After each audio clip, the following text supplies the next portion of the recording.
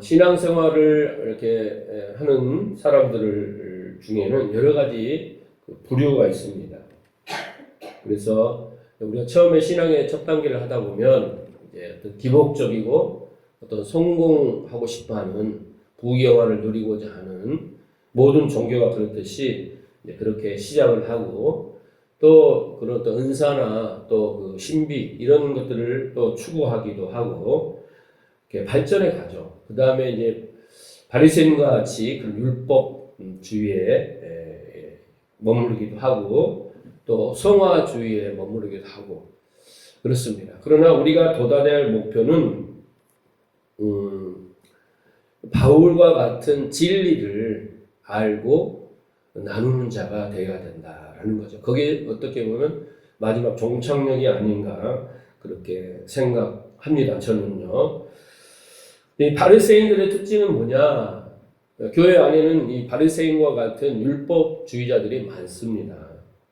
예수님의 당시에도 그랬고요. 그래서 이 바리새인들 특징은 뭐냐면 그 성경을 구약이죠. 그 율법을 문자적으로만 알고 오로지 잘 섬기고 드리고 지키자 이렇게 거기에만 열심을 내는 사람들이죠.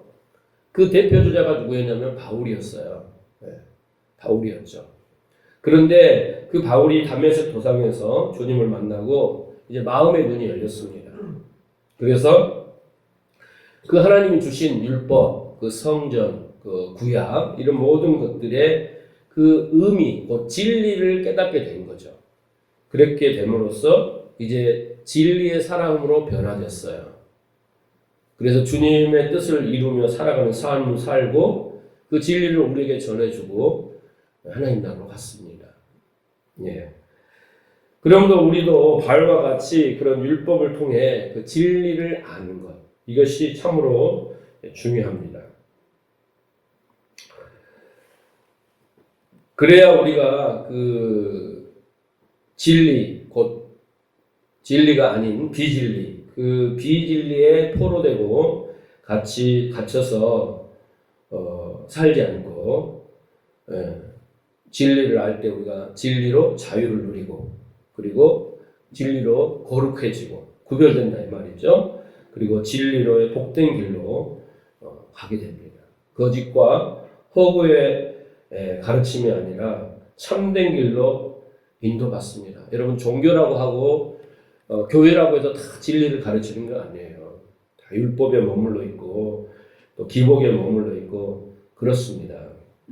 그런데 놀랍게도 우리가 진리를 아는 순간 우리가 어떻게 뭘 지키지 뭘 어떻게 행동해야지가 아니라 우리는 진리를 아는 순간 그 순간부터 마음이 새로워지는 거죠.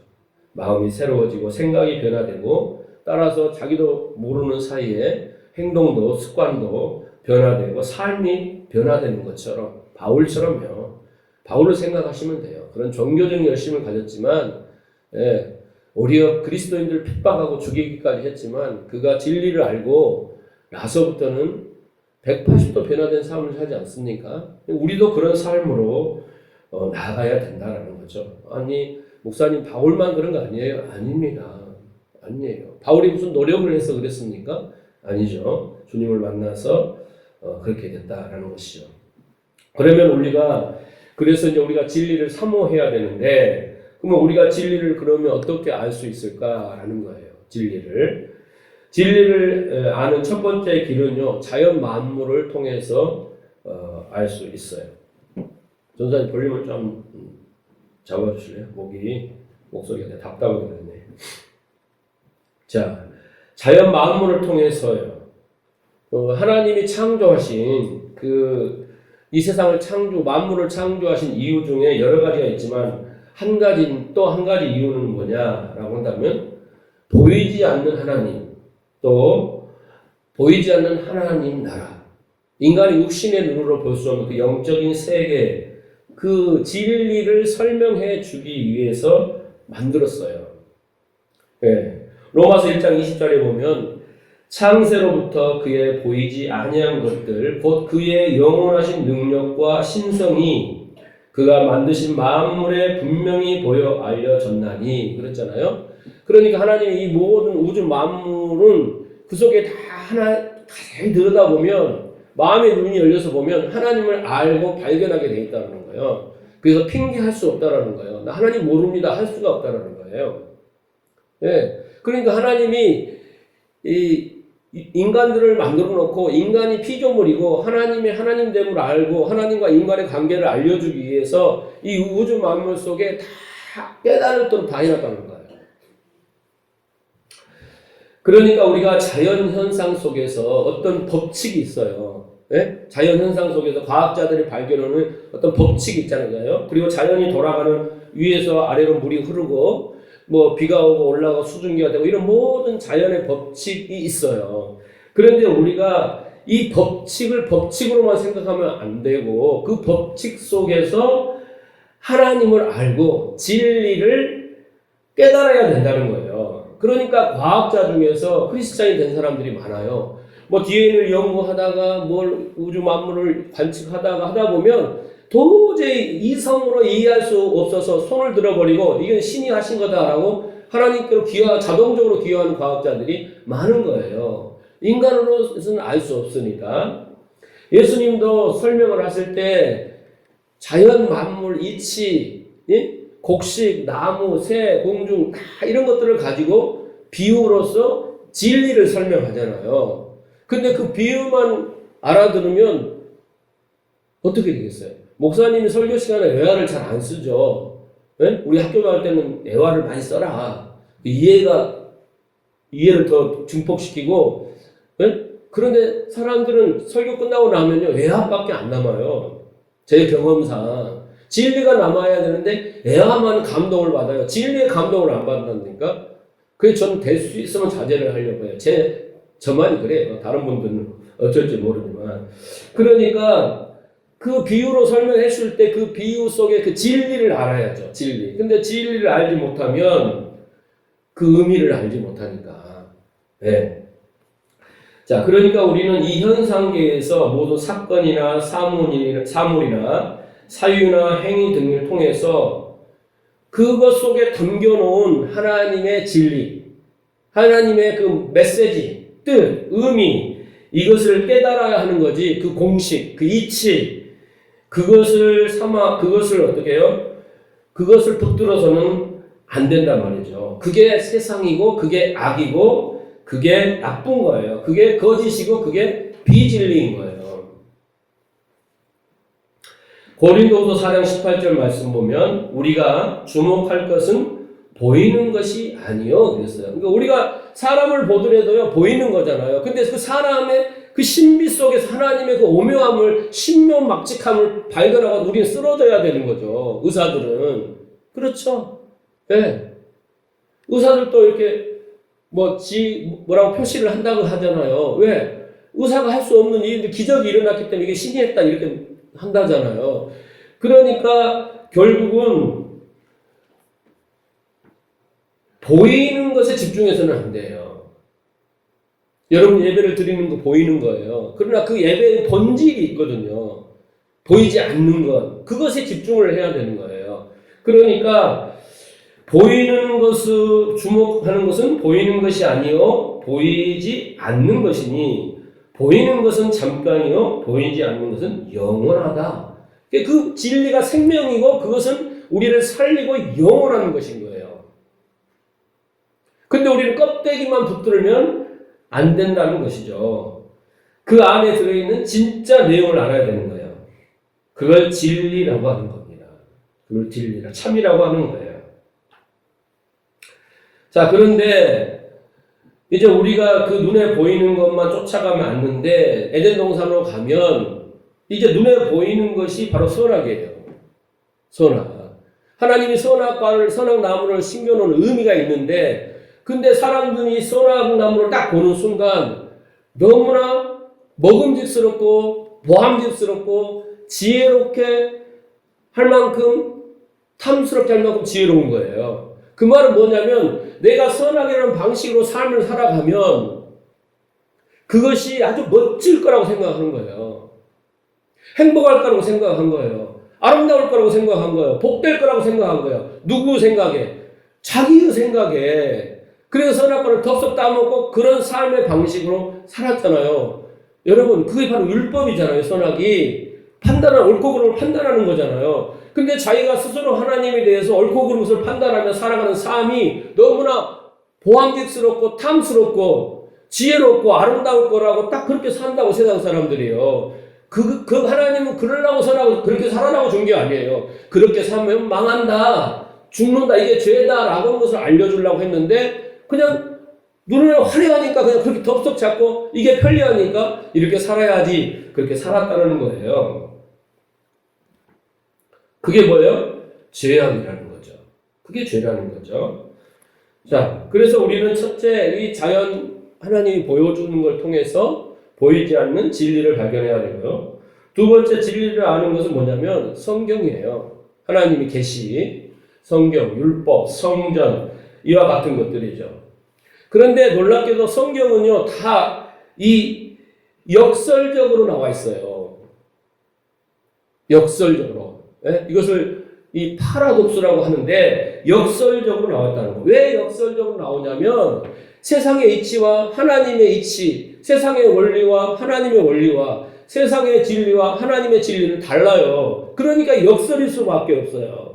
하나님 편에서 보면 진리인데 이쪽에 다른 진리가 또 있어요. 그러니까 이게 상충되니까 이게 역설로 보이는 게 우리 눈에는 도저히 이해가 안 되는 것이죠. 그런데 이제 사람들이 하나님이 성경, 율법, 계명, 성전 이런 것을 줬을 때 이것의 그 역설, 그 속의 속뜻을 알아야 되는데 그냥 겉에 것만 붙들고 살았다는 거예요. 살더라는 거예요. 자, 그래서 그 표피적인 뜻만 취하는 거예요. 예를 들어 볼게요. 급할수록 돌아가라. 그런 말이 있죠. 여러분. 역설이죠? 우리 상식으로 생각해 보세요. 급한데 왜 돌아갑니까? 달려가야죠. 물불 안 가리고 뛰어가야죠. 바로 가야죠. 지름길로. 왜 돌아갑니까? 그렇죠? 그런데 이 말은 급할수록 돌아가야 빨리 간다는 어떤 공식을 증명하려고 내놓은 역설이 아니에요. 뭔가 그 속에 의미를 강조하기 위해서 만든 역설이에요. 그렇죠? 그러니까 뭐라는 거예요? 급할수록 돌아가라는 것은 뭐든지 급하게 서두르면 실수와 실패가 항상 있으니까 좀 더 신중히 사력 있게 검토하고 또 자중하고 해서 아무리 급하더라도 좀 더 생각해보고 말 한마디 할 때, 행동 하나 할 때 좀 해보라라는 그런 역설적인 논리의 표현이죠. 그런데 급할수록 돌아가라니까 급한데 진짜 돌아가는 사람은 어떤 사람이에요?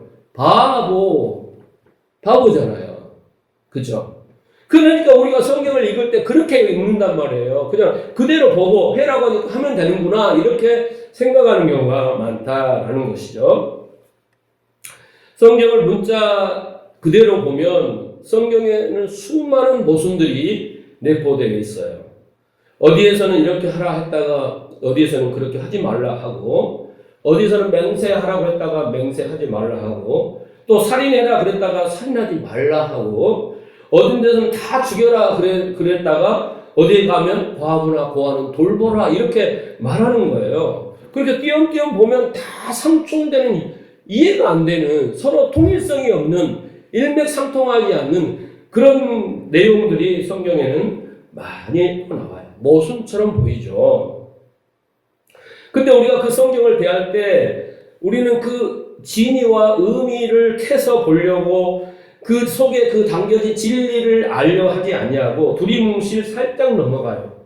왜냐하면 그걸 지적했다가 자칫 그것도 몰라? 아직도 이런 소리 들으면 약간 무식하다고 할까봐 손가락질 당할까봐 두리뭉실 넘어가요. 그래서 순종하고 사는 것이 맞지? 뭐 이렇게 생각하는 거죠. 그 해석의 일관성이 없어요. 왜 그러냐면 그 진리를 알지 못하기 때문에 다른 표현들이 그 속에 진리는 하나인데 다른 표현들이 다 각자가 진리를 모르니까 해석이 남발돼요. 나중에 보면 목사님 전번에 저렇게 설교해놓고 또 이렇게 설교하세요. 이렇게 하는 거예요. 그럴 수밖에 없죠. 왜? 그 진리를 정확히 파악이 안 되니까. 그런데 성경은, 그 율법은, 성전은 모든 것은 결국 하나로 귀결돼요. 하나로. 좌로나 우로나 치우쳐지지 않아요. 그 역설적 모순 속에 하나로 귀결되는데 그게 뭐겠어요? 진리예요. 하나님은 진리를 말해주려고 하는 게 참을 말해주려고 하는 거예요. 예. 모든 그림자들, 모형들, 상징들, 눈에 보이는 모든 것들은 참을 알려주려고 하려고. 하나님, 하나님의 나라, 하나님의 진짜 복이 무엇인지, 그런 모든 참을 알려주려는 도구에 불과해요. 그러니까 나중에 다 소멸되고 없어지죠? 진리만 남고. 그렇죠? 예. 그거예요. 오늘 여러분 대답이 쏙쏙 아멘 소리가 탁 들어오네. 첫날부터 하나님이 막 마음의 눈을 열어주셔서 여러분들이 쏙쏙 이해가 되시나? 할렐루야. 오늘 말씀을 깨달으면 여러분요, 평생의 복을 받아요. 평생의 복. 자, 보세요. 내가 예를 한번 들어볼게요. 자, 마태복음 5장 38절에서 44절 말씀을 볼게요. 제가 금요일 기도회 때 이 설교를 들으신 분들은 조금 이해가 갈 거예요. 자, 선상수훈은 10계명의 마지막 이웃 것을 탐하지 말라라는 내용이 여기 다 들었다고 그랬잖아요. 10번째 계명. 자, 눈으로 이는 이로 갚으라 하였다는 것을 너희가 들었으나 나는 너희에게 이르노니 악한 자를 대적하지 말라. 누구든지 오른뺨을 치거든 왼뺨을 돌려대며. 그렇죠?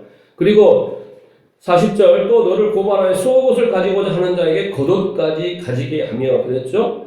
또 누구든지 너를 억지로 오리를 가게 하거든 그 사람과 심리를 동행하며. 그랬죠? 그리고 마지막 하이라이트는 뭐예요? 내 이웃을 사랑하라. 너의 원수를 사랑하라 하겠죠? 자, 그래서 이것을 그냥 문자적으로, 표피적으로 보이는 대로 하면 이거 율법이에요. 그죠? 율법이죠? 어떻게 해야 돼요? 오른밤 때리면 왼밤 대해야 되고, 속옷 달라면 겉옷 주고, 예? 오리 가자면 심리 가고, 원수도 사랑해야죠. 자, 그런데 문자적으로는 여러분 이거 순종할 수 있는 사람 손 들어보세요. 손 들지 마요. 예? 우리가 11조 했다고 그게 온전한 11조인지 하나님만 안다니까? 11조의 의미를 알고 드려야 된다고 했잖아요. 그 11조의 진리를 알고. 그렇죠? 그냥 11조를 형식적으로 드리는 사람들도 많아요, 대한민국에. 네? 우리보다 더 열심히 드린 바리새인들도 인정을 받지 못하네요. 그 의와 인과 신을 버려버렸기 때문에. 그런 것처럼 이걸 온전히 지킬 수가 있냐고. 손들어봐라고. 없다고요. 장담하갈 때 하나도 없어요, 이 세상에. 이 말씀대로. 그런데 지키지도 못한 말씀을 예수님이 여기다 대고 했겠냐고요. 그런데 이 말씀의 결론의 비결은 뭐예요? 진리의 진리. 이것을 통해서 진리를 말씀하신다 그 말이에요. 그렇죠? 오른밤이 뭐예요?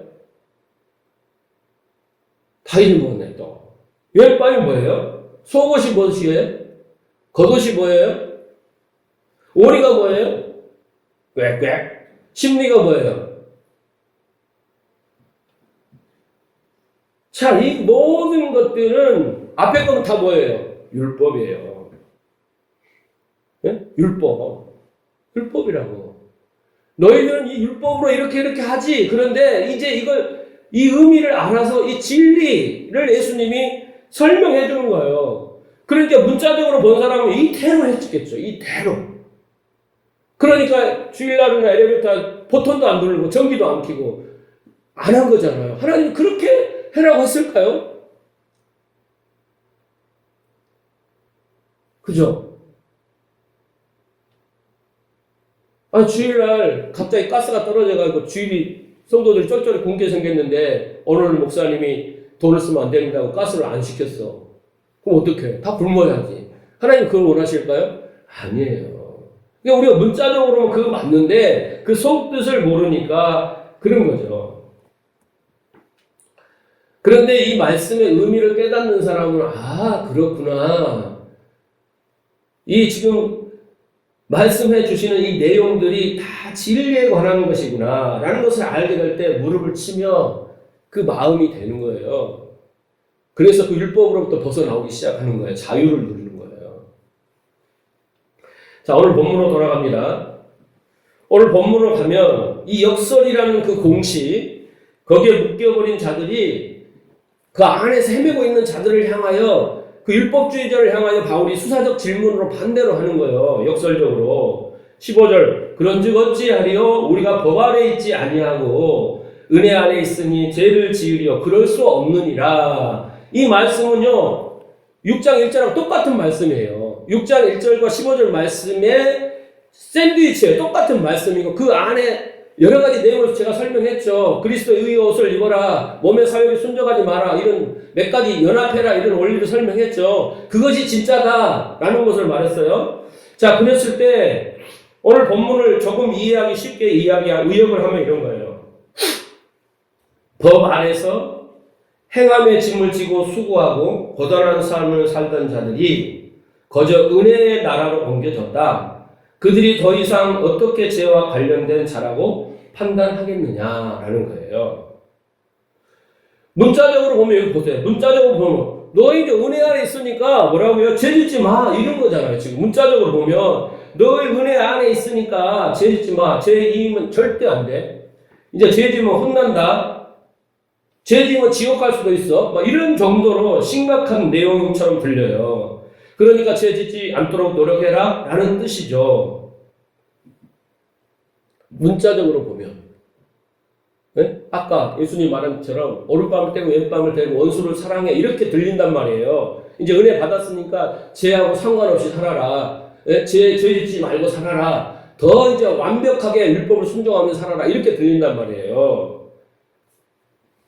그런데 그 의미는 한마디로 요약하면 그 죄와 관계없는 나라로 들어갔다라는 거예요. 그래서 그 나라 안에 있는 자들은 절대 죄를 지을 수가 없고 이제 걱정도 하지 말고 두려워하지 말라. 죄 때문에. 자, 그러고 사신 분 손 들어보세요.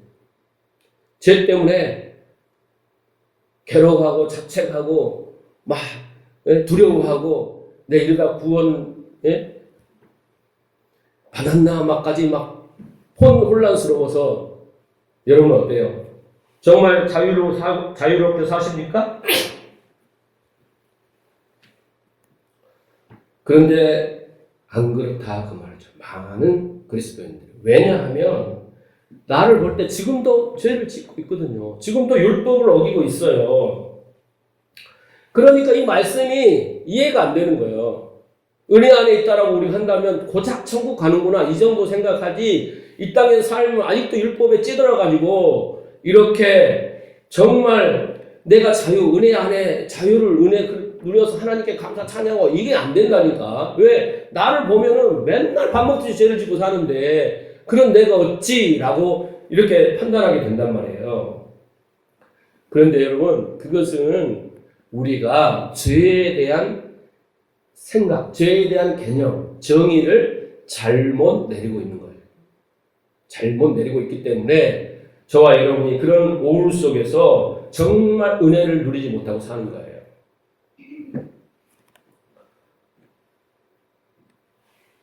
성경이 말하는 죄와 우리가 생각하는 그런 죄의 개념은 달라요. 우리는 죄를 생각할 때 도덕, 나라의 법을 어기고 물론 법을 어기는 걸 죄라고 말하죠. 세상도. 근데 우리는 이제 기독교인이니까 율법, 계명, 말씀을 불순종하는 것을 죄라고 생각하죠. 근데 성경은 그것을 말하지 않아요. 성경이 말하는 죄는요. 그 얼밀히 말하면 도덕적인 죄는 죄들이에요. 죄들. 네, 죄들이에요. 그런데 성경이 말하는 죄란 뭐냐면 뭐라고 그랬어요? 하마르티아가 뭐라고 그랬죠? 관역을 빗나간 거. 하나님이 원하는 관역, 그 목표에서 빗나간 거예요. 빗나간 거란 말이죠. 관역을 잘못 잡은 거예요. 이게 뭐예요? 비진리예요. 거짓이죠. 우리가 말하는 도덕적인 욕하거나 속이거나 사기치거나 이런 것이 아니에요. 관역이 빗나갔다는 것이.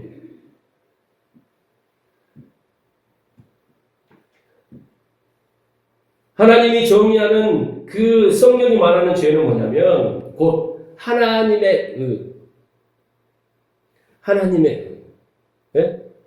하나님의 곧 예수 그리스도의 관역이 맞춰지지 않는 거예요. 그죠? 우리가 선악과를 따먹었을 때 선악의 삶의 방식을 살았다잖아요. 자기가 스스로 하나님. 그것을 깨닫고 이제는 거기에서 벗어나오는 그 길이 하나님의 예수 그리스도의 그 목표와 관역이 맞춰진 자는 죄가 없는 자예요. 죄인이 아닌 거예요, 더 이상. 의인이라니까요. 자, 보세요. 요한복음 3장 16절. 하나님이 세상을 이처럼 사랑하사 독생자를 주셨으니 이는 그를 믿는 자마다 멸망하지 않고 영생을 얻게 하려 하심이라. 여러분 영생을 얻었어요? 하셨습니까?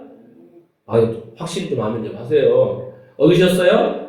자, 하나님이 그 아들을 세상에 보내신 것은 세상을 심판하려 하심이 아니요 그로 말미암아 세상을 구원하려 하심이라. 아멘이죠? 자, 18절. 그를 믿는 자는 심판을 받지 아니할 것이요 믿지 아니하는 자는 하나님의 독생자의 이름을 믿지 아니함으로 벌써 심판을 받았다. 그랬죠? 그러니까 심판을 받는 것은 죄인이 심판을 받잖아요. 그래서 예수의 관역이 맞춰져 있냐 안 맞춰져 있냐에 따라 다르는 거예요. 그리고 보세요. 19절. 그 정죄는 이것이니 그랬잖아요. 정죄가 뭐예요? 너는 죄인이다 라고 말하는 거잖아요. 너는 죄인이다. 이것은 곧 빛이 세상에 왔을 때 사람이 자기 행위가 악함으로 빛보다 어둠을 더 사랑하는 것이라. 그러니까 그 진리를 붙들지 않고 그 예수를 붙들지 않고 예수의 관역을 맞추지 않고 그를 붙잡지 않는 그가 바로 정죄를 받은 거예요. 그게 바로 어둠이고 그게 거짓이고 그게 비진리인데 그것을 붙든 거예요. 그러니까 죄인과 죄인이 아닌 그 차이는 도덕과 윤리에 있는 게 아니에요, 여러분. 먼저는 내 관역이, 내 목적이 하나님이 원하는 그 관역에 맞춰졌냐라는 것이죠. 그러니까 진리를 아는 사람은 이제 올바른 관역을 본 거예요. 내가 이쪽을 보고 이게 진리인 줄 알고 막 이쪽을 향하여 막 쏜살같이 달려갔는데 어느 날 하나님을 만나서 복음을 듣고 딱 보니까 이쪽이 관역인 거야. 그래서 이쪽이 관역을 딱 본 거예요. 그리고 그 관역을 맞춰서 향해서 가는 사람은 진리를 안 거죠. 그 진리가 뭐예요? 예수님이고 그 가르침의 말씀이잖아요. 복음이잖아요. 자, 우리가 삶의 목적이라고 할 때 한문으로 쓸 때 목적은 뭐예요? 눈목자에다가 관역적자예요. 관역적자. 그러니까 목적이라는 것은 그 관역을 눈으로 봤다라는 거예요. 올바른 관역을 진리를 본 사람은 올바른 삶의 목적의 관역을 보고 그를 향해서 가는 거예요. 그렇죠? 그것이 바로 의인인 거예요. 구원받은 자인 거예요. 그 사람은 더 이상 정죄할 사람이 없어요. 이제 제대로 된 목적지를 가게 된 거죠. 더 이상 그는 죄와 상관이 없어. 왜냐하면 그것이 하나님이 원하시는, 계획하신, 목적하신 올바른 관역이기 때문에. 그래서 그에게는 더 이상 정죄함이 없어요. 불교는 뭐예요? 불교는 그 관역이 뭐겠어요? 부처겠죠. 세상 사람들은 그 관역이 뭐예요? 어떤 사람은 돈이고, 어떤 사람은 명예고, 어떤 사람은 행복이고, 가족이고, 그 관역이 다 있을 거 아닙니까? 그 관역이. 예? 화살에 보면 그 노란 그 골드 딱 쌓여 10점 아니에요. 그 관역이. 그 사람들은 그것들이 다 진리라고, 그것이 목적이라고 그걸 향해서 가는 사람들이란 말이에요. 그러니까 예수 그리스도를 믿는 사람은 하나님이 원하시는 그 관역을 발견하고 깨닫고 그 빗나간 길에서 돌이켜, 이게 뭐예요? 회개예요. 돌이켜 그 하나님이 원하시는 관역을 향해 가는 거예요. 알고 깨닫고 올바른 관역이죠. 그래서 그 사람은 더 이상 하나님이 그에 대해서 죄 갖고 심판 갖고 이야기를 하지 않아요. 자, 로마서 8장 1절을 볼까요? 같이 읽어봅시다. 시작.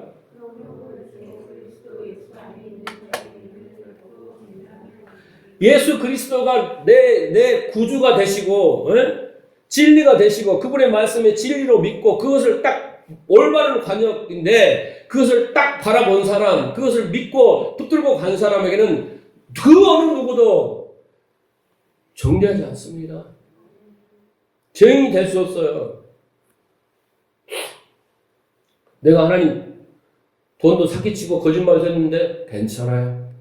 근다고 또 다시 그렇게 살 거예요. 이렇게 하면 그럴 수 없다 그랬어요. 뒤에 나와요. 그게 방종주의자라고 했어요. 근데 진리를 아는 사람은 방종주의자가 절대 될 수가 없어요. 그런데 우리는 자꾸만 도덕적 행위, 율법 막 이런 것들을 생각하니까 그걸 해가지고 하나님을 기쁘게 해야 된다라고 그렇게 생각을 해요. 근데 그것이 비진리라니까요. 그게 죄라고 말하는 거예요. 자, 오늘 본문에 등장하는 그 죄라는 걸 뭐예요? 우리가 법 아래 있지 아니하고 은혜 아래 있으니 죄를 지으리오라고 했을 때 그 죄가 뭐예요? 그게 율법 아래 있는 거예요, 여러분. 예? 거짓말하는 게 아니라 우리가 죄를 져요. 예? 하나님의 목적지를 발견, 올바른 관역을 발견한 사람은 은혜 아래 있으니까 이제 죄가 아니야.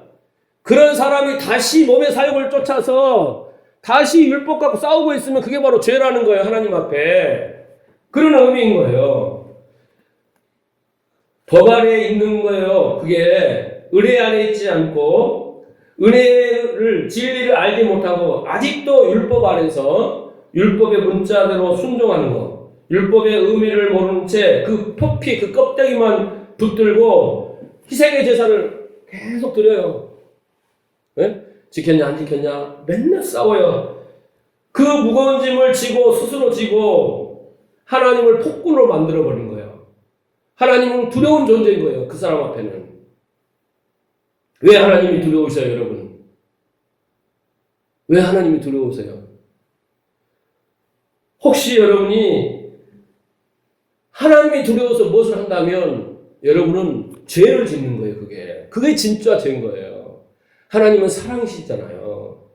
예? 우리를 사랑하신다잖아요. 근데 그걸 안 받아들이고 하나님을 두려운 존재로 생각하냐고요. 예?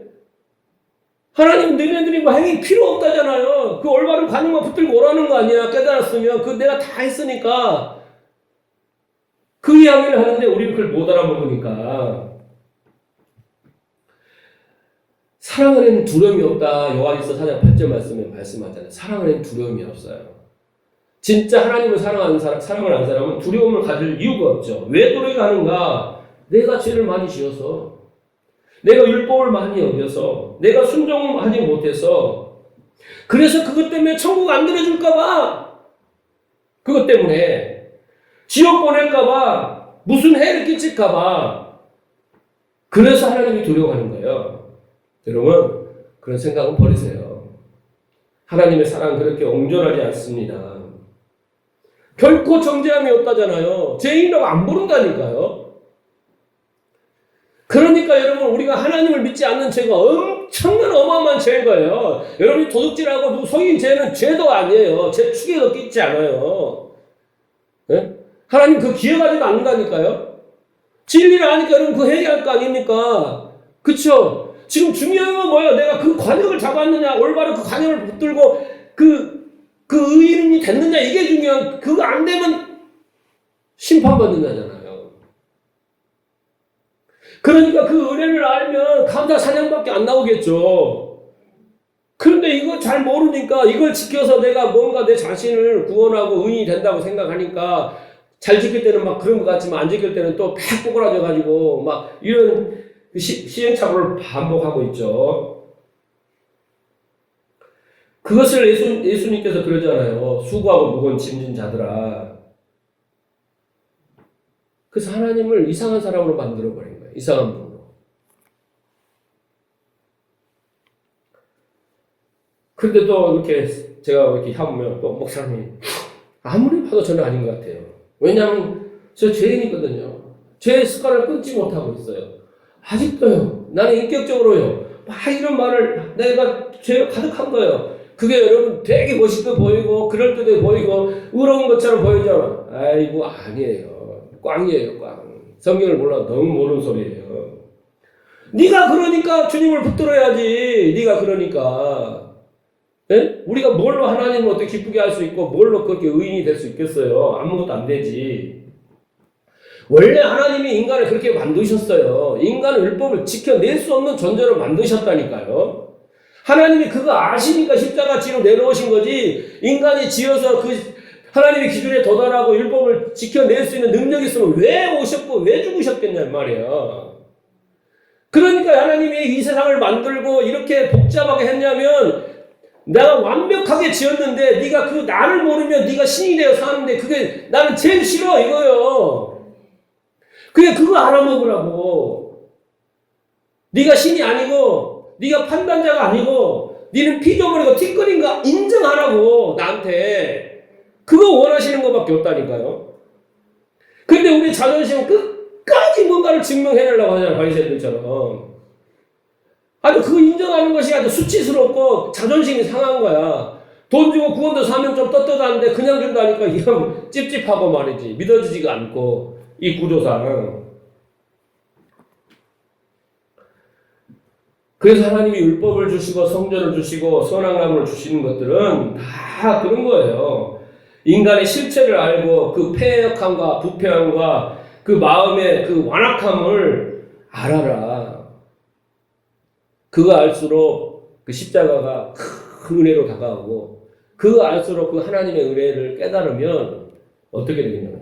죽을 때까지 그 은혜 안에 있는 거예요. 그 은혜 안에. 그러니까 지금 여러분이 지옥을 운운하고 뭐 하나님을 두려워하고 또 율법을 지켜내려고 힘쓰고 이것들은 다 십자가의 은혜를 무력화시키는 거예요. 그러니까 맨날 십자가의 그 은혜를 무력화시키면서 반복해서 희생의 제사를 반복하고 있는 거예요. 우리는 더 이상 율법 아래 있지 아니하고 은혜 안에 있어요. 이 진리를 깨달으시기 바랍니다. 이 은혜가 믿어져야지 진정한 감사와 찬양이 나오고 여러분의 신앙에 하나님을 향한 열심이 나오는 거예요. 이래라는 게 아니에요. 그 사랑이 불타오르는 거죠. 그 무한하신 그 은혜 때문에. 모르니까 안 돼요. 자기 생각에 머물렀고 자기 신학과 지식에 머물렀기 때문에 더 이상 내 삶이 안 변화되고 찬양이 깊어지지 않고 기도가 깊어지지 않겠죠. 평생 교회 와서 회개하고 나가서 죄 짓고 도덕적인 죄 짓고 그것만 반복하고 희생의 제사만 드리고 그래요. 여러분 희생의 제사를 드릴 필요가 없다니까요. 단번에 다 드려 끝난 거예요. 그 의미만 취하라고 그랬잖아요. 그래서 하나님이 법 아래 사는 사람들을 복음서에서 바리새인들이 법 아래 사는 사람들이에요. 율법 아래 있는 사람들. 그 사람들을 정확하게 조명해 주잖아요. 너희는 이렇게 살지 마라. 은혜 아래 살아라. 여기에서 무거운 짐을 지고 살지 마라. 그거 안 해도 된다. 은혜 안에 살아라. 자유롭게 살아라. 그래서 진리가 너희를 자유롭게 하리라 그러잖아요. 네? 제발 좀 깨닫는 은혜가 있기를 주님을 부탁합니다. 그래서 예수님께서 마태복음 11장 28절 수고하고 무거운 짐진 자들아 다 내게로 오라. 내가 너희를 쉬게 하리라. 나는 마음이 온유하고 겸손하니 나의 명예를 메고 내게 배우라. 그리하면 너희 마음에 쉼을 얻으리라. 내 이는 멍에는 쉽고 내 짐은 가벼우니라. 왜 쉼을 얻지 못했어요? 맨날 교회에서 뭐 하세요 헌금하세요 일하세요 막 하기도 싫은데 직분 때문에 또 하기도 싫은데 맨날 그러다 보니 그 얼마나 무거운 짐이야. 여러분 우리 교회에서 짐을 느끼세요? 수고하고 무거운 짐을 느끼세요? 그건 한번 꼭 물어보려고 했어요. 작년에 물어보려고 했는데 해가 바뀌어버렸네. 갈라디아 3장 23절 믿음이 오기 전에는 우리는 율법 아래 매인 바 되고 계시될 믿음의 때까지 갇혔느니라 그랬잖아요. 그죠? 믿음이 오기 게 뭐예요? 믿음이 뭐예요? 복음이에요. 예수. 그 믿음이 오기 전까지 우리는 율법 아래 매일 수밖에 없었어요. 그런데 이제는 계시될 믿음의 때까지 믿음이 왔으니 율법 아래에 있지 않는 거예요. 히브리서 9장 9절 이 장막은 성막이죠. 성전이죠. 현재까지 비우니 이에 따른 드리는 예배와 제사는 섬기는 자를 그 양심상 온전하게 할 수 없나니 이런 것들은 먹고 마시는 것과 여러 가지 씻는 것과 다 의식, 다 형식 절차 아닙니까? 육체의 예법뿐이며 개혁할 때까지, 실제가 올 때까지, 예수님이 단번에 제사를 드릴 때까지 임시로 맡겨둔 거예요. 근데 그 임시로 맡겨둔 것을 붙들고 사는 거예요.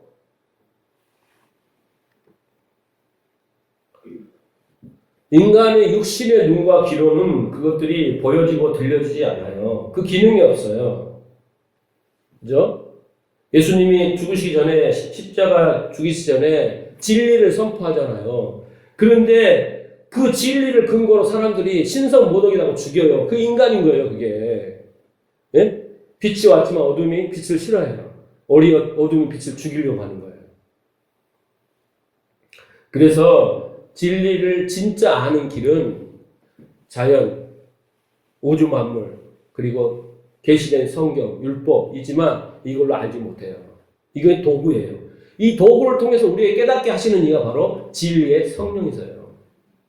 그래서 예수님께서 내가 또 다른 보혜사 성령을 보내주시겠다 이렇게 한 거예요. 안 그랬으면 바리새인들도 다 깨달았을 거 아니에요. 근데 그들이 깨닫지 못한 것은 진리의 성령이 안 오셨기 때문에 못 깨닫는 거예요. 그들은 그 부분의 삶을 산 거예요. 자, 마태복음 13장 보세요. 10절에서 16절 봅시다. 제자들에게 예수께서 나와 가라되 어찌하여 저희에게 비유로 말씀하시나이까? 대답하여 가라사대 천국의 비밀을 아는 것이 너희에게 허락되었으나 저희에게는 아니 되었다. 여기서 저희와 너희는 누구예요? 너희에게는 허락된 게 제자들에게 허락됐죠. 우리에게는 허락된 거예요. 저희는 누구예요? 바리새인들이에요. 유대인들이에요. 12절 무릇 있는 자는 넉넉하게 되되 무릇 없는 자는 그 있는 것도 빼앗기리라. 그러므로 내가 저희에게 비유로 말하기를 저희가 보아도 듣지 못하며 들어도 듣지 못하며 깨닫지도 못함이라. 14절 이사야의 예언이 저희에게 이루었으니 일렀으되 너희가 듣기는 들어도 깨닫지 못할 것이요 보기는 보아도 알지 못하리라. 이 백성들의 마음이 완악하여져서 그 귀는 듣기는 둔하고 눈은 감았으니 이는 눈으로 보고 귀로 듣고 마음으로 깨달아 돌이켜 내게 고침받을까 두려워함이라 하였느니라. 왜 이 사람들에게는 그 눈과 귀를 가렸어요? 바울이 로마서 6장 7장에서 고백해요. 이 고백을 해요. 이 뜻이 왜 그랬을까? 바울은 이렇게 해석했어. 이방인들을 위해서 이들이 잠시 도구로 쓰인 거예요. 광야 1세들이 그 죽잖아요. 그들은 그 진리를 몰라서 이렇게 죽는다 샘플이에요. 네? 바리새인들도 지금 뭡니까? 이방인들을 위해서 하나님이 귀와 눈을 가리고 그들의 삶의 방식을 주면서 우리한테 뭡니까? 모델을 보여주는 거야. 너 이렇게 살지 마. 그들도 구원 받아요. 근데 그들의 삶은 거기까지인 거예요. 모세도 그 가나안까지 안 간다 그랬잖아요. 거기까지의 삶인 것처럼 이해되지 할 수 없으나 그래서 바울은 이 깊고도 오묘한 하나님의 그 뜻을 우리가 어떻게 아리라 이렇게 말하는 거예요. 그런데 우리는 지금 바리새인들의 삶을 그대로 답습하고 있으면 안 되는데 하고 있다는 거예요. 일부러 하나님이 그들에게 못 깨닫게 해준 거예요. 그 다음 세대가 깨달을 수 있도록. 자, 그리고 16절 보세요. 그러나 너희 눈을 봄으로 너희 귀를 들음으로 복이 있도다. 진짜 복 있는 사람이 어떤 사람이에요? 마음의 눈이 열린 사람이에요.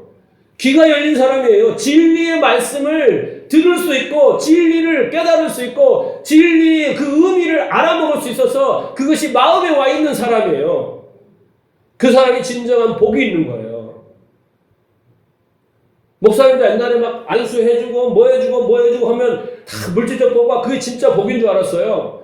신앙이 바닥이죠. 수준이 바닥이잖아요. 근데 진리를 깨달으면 깨달을수록 뭔가가 좀 알 것 같아요. 복이 뭐냐? 들을 수 있는 거예요. 그 진리를 볼 수 있는 게 그게 복이래요. 말씀을 받아요. 근데 두 가지로 받는 거예요. 어떤 사람은 자기의 눈과 귀로 해석하여서 자기의 것으로 담고 네? 율법으로 담아요. 어떤 사람은 하나님의 깨달음을 주셔서 은혜로 담아요. 율법과 은혜로 담는 것은 차원이 달라요. 예수님이 비유의 말씀을 율법으로 담아서 알려주잖아요. 율법을 다시 풀어주잖아요. 그런데 이제 어떤 사람들은 막 자기가 그때부터 여러분이 오늘 이제 진리에 대해서 말씀하셨잖아요. 제가 드렸잖아요. 그 진리가 뭔가를 아셨죠? 그럼 여러분들이 이제 진리를 사모해야 되죠. 그렇죠? 그러면 이제 어떻게 할까 하고 여러분들이 뭔가 행위로 나가면 그것은 율법으로 담는 거예요. 율법으로. 은혜로 담는 것은 그 깨달음으로 말미암아서 내가 지금까지 말씀, 그 율법, 그 진리, 그 의미에 목을 매지 않았구나. 예배드리고 형식적으로 기도하고 의자만 대피고 막 이런 것들로 내가 뭔가를 추구하고 진정 내 안에는 진리가 없는가를 확 깨달아지면서 이제는 내가 정말 말씀 한 절 한 절을 묵상하면서 기도하고 하나님께 매달려 깨닫게 해달라 하고 정말 성경 공부에 참석해서 정말 그 진리를 사모한 마음이 생기는 자는 오늘 진리가 뭔가를 성령께서 깨달음의 복을 받는 거예요. 그런데 이 말씀을 듣고도 못 알아먹고 또 그 어떤 행동의 변화가 없다는 것은 결국 뭐겠어요? 그거 가치가 없는 거예요. 돼지에게 진주를 주는 것과 똑같은 거예요. 목사님 목이 터져나서 정말 성도들이 그 진리를 알 때 그 거룩해 되고 구별되고 자유하고 그 진리가 이끌어갔을 때 그 참으로 거짓이 아니라 허구로 아니라 진짜를 이루게 하는 그 복을 누리게 하는 그 진리에서 피를 토하고 있는데 그 말이 뭔 말인지 못 알아들어. 그럼 어떻게 해요? 주여 나를 불쌍히 여기소서. 목사님 말을 도저히 내가 알아듣지 못하는 내 신앙 수준이 이 정도입니다. 불쌍히 여겨주소서. 한순간에 열린다니까요. 이것은 한순간에 열려요. 여러분 가끔 그러잖아요. 한순간에 뭔가 열리면 확 변해버리잖아요. 어떤 부분이. 그 성령이 하시는 거잖아요. 은혜로 그 말씀을 담는 자들은 아무리 내가 밭을 일구고 뭐래 옥토를 만들 될 수가 없는 거구나. 하나님이 해주시는 거구나. 하나님 저는 응원합니다. 말씀의 씨가 떨어졌어요. 진리가 떨어졌어요. 그 진리가 내 안에서 잘 자라고. 왜 내가 지금까지 보니까 진리가 없이 살았네요. 내 생각을 따라서 얄팍한 성경 지식 갖고 살았네요. 그래서 가시나무 만나면 잊어버리고 돌짝박 돼가지고 쫓바짝하다 말아버리고 아예 길가가 돼갖고 오늘도 아무 소리도 안 들리고 그렇게 살았네요. 그 자신이 보여져야 되죠. 그렇죠? 그래서 이제는 하나님 내가 정말 옥토되게 해주세요. 그 몸부림이 있어야죠. 몸부림이. 그게 기도가 아니겠습니까? 여러분 인간의 불행은 비진리, 거짓으로 그것을 진리로 믿고 사는 세상 사람들이에요. 그런데 교회에서 성도의 불행은 뭐냐? 율법을 붙들고 자기 행위로 뭔가를 증명해내고 뭔가 도달하려고 하고 문자적인 이것만을 붙들고 정말 하나님 원하는 뜻 앞에 나오지 못하는 것이 바로 그게 죄예요. 예? 그러나 진짜 복 받는 자는 어떤 자예요? 귀가 열리고 성령이 교회에 하시는 말씀을 들을지어다. 귀 있는 자가 듣잖아요. 귀 없는 자가 어디 있어요 이 세상에. 그렇죠? 바울이 그렇게 기도하잖아요. 하나님이여 내가 무릎 꿇고 비노니 이 에베소 교인들 주님을 위해서 충성하는 저들을 부족한 것이 있사오니 마음의 눈을 열어주세요. 지혜와 계시의 성령을 통하여 마음의 눈을 열어주세요. 육신의 눈이 아니라 마음의 눈을 열어주세요. 하나님을 알게 해주세요. 하나님의 불런지 알려주세요. 그 부엌 기업의 그 풍성한 축복이 뭔지 알려주세요.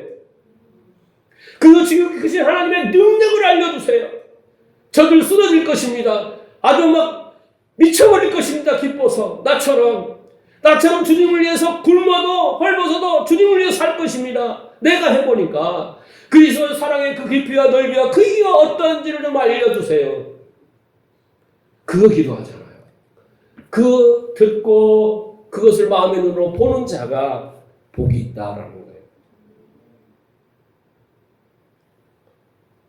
저는 여러분이 그래 우리 성도들이 다 그렇게 진리의 사람들이 됐으면 좋겠어요. 그래서 다른 거 없잖아요. 여러분들이 열심을 낼 것이 필요가 없다니까요. 여러분이 열심을 내면 낼수록 피곤하고 힘들고 원망하고 불평하고 짜증스럽고 수고하고 무거운 짐밖에 되지 않아요. 예. 교회에 열심히 오고 싶고 여러분은 연초에 막 열심히 기도하고 뭐하고 다 하지만은 다 공수표잖아요. 산미를 못 넘기잖아요. 왜 그러겠어요? 진리가 없어서 그런 거예요. 진리의 맛을 몰라서 그러는 거죠. 그래서 우리는 진리를 사모하는 그런 교회와 성도가 되어서 여러분들이 그 진리에 선포되는 자리, 기도의 자리 빠지지 않고 해서 정말 올 한 해 내가 이렇게 사모함으로 어떠한 역사가 일어나는가 한번 도전해 보시기 바랍니다. 자기 자신을 믿지 마세요. 자기 생각을 믿지 마세요. 내 비질로 가득 차 있는 것이 나를 이끌어가는 것은 지옥입니다. 불행이에요. 실패의 자리입니다. 그래서 이게 뭔가 저도 끊임없이 고민하고 생각하고 기도하고 여기까지 오는데 그게 진리라는 걸 알았어요. 문자적으로 그냥 내가 알고 신학교에서 배운 모든 것이 전부인 줄 알았는데 그것이 아니더라고요. 그래서 여러분 올 한 해는 정말 하나님께서 눈과 귀를 열어주셔서 말씀이 영혼과 관절을 고수를 찔러 쪼개고 그 진리가 쌓여가면서 여러분 마음이 하나님 나라가 되고 그래서 여러분의 삶의 환경이 여러분이 변화되고 그것을 이웃에게 나눠주는 거. 그게 뭐라고 했어요? 사랑. 뭐 구제하고 그게 사랑 아니에요. 네? 진리를 나눠주는 것이 진짜 사랑이라니까. 그래서 제가 뭐라고 했죠? 이웃사랑이 내 자신에게, 옛사람에게 계속 진리를 들려주는 거예요. 그래서 그 옛사람이 그 비진리를 버려버리도록, 떠나가 버리도록 그것이 자기 사랑, 최고의 이웃사랑이에요. 우리 누나라 교회가 올 한 해는 그런 진리를 여러분 주위에, 가정에, 또 이웃에게, 이 작전동 지역에 이렇게 나누는 그런 교회가 되도록 기도해 주시고 또 그렇게 협력하여 선을 이루는 저와 여러분 되시길 주님을 축복합니다.